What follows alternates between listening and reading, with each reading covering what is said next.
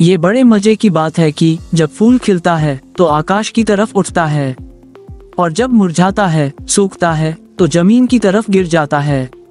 आदमी जीवित होता है तो आकाश की तरफ उठा हुआ होता है, मर जाता है तो जमीन में दफना दिया जाता है, मिट्टी में गिर जाता है। वृक्ष उठते हैं, जीवित होते हैं तो आकाश की तरफ उठते हैं, फिर जराजीर्ण होते हैं, गिरते और मिट्टी में सो जाते हैं। ऊपर और नीचे, कुछ ऊपर की तरफ खींच रहा है, कुछ नीचे की तरफ खींच रहा है। विषाद जब चित्त में होता है तो आदमी का हृदय पत्थर की तरह हो जाता है, नीचे की तरफ गिरने लगता है। जब भी आप दुख में रहे हैं तब आपने अनुभव किया होगा कि हृदय पर हजारों मनों का बोझ हो जाता है। फिर जमीन तो नीचे की तरफ खींचती है, लेकिन परमात्मा फिर ऊपर की तरफ खींचता हुआ मालूम नहीं पड़ता। इसलिए दुख में आदमी मरना चाहता है। मरना चाहता है मतलब जमीन के ग्रेविटेशन में दफन हो जाना चाहता है। दुख में आत्महत्या कर लेना चाहता है मतलब मिट्टी मिट्टी में लौट जाए, इसके लिए आतुर हो जाता है। ठीक इससे उल्टी घटना भी घटती है। जब कोई आनंद से भरता है, मिट्टी में मिट्टी नहीं परमात्मा में परमात्मा मिलने को आतुर हो जाता है। जब कोई फूल खिलता है आनंद का, तो ऊपर से अनुग्रह की वर्षा होने लगती है।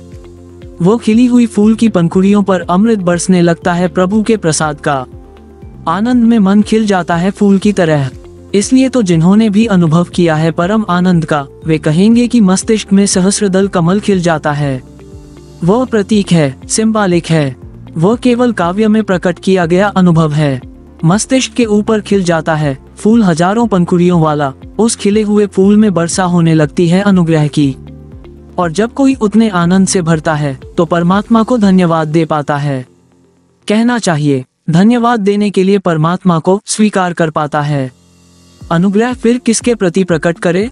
जब भीतर आनंद की वर्षा होने लगे और हृदय का कोना कोना नाच उठे और अंधकार विदा हो जाए और पंखुड़ी पंखुड़ी खिल जाए, फिर धन्यवाद किसके प्रति प्रकट करे?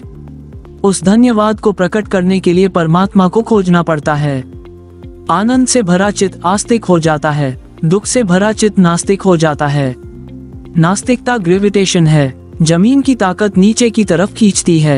आस्तिकता ग्रेस, प्रसाद है, अनुग्रह है, ऊपर की तरफ ले जाता है।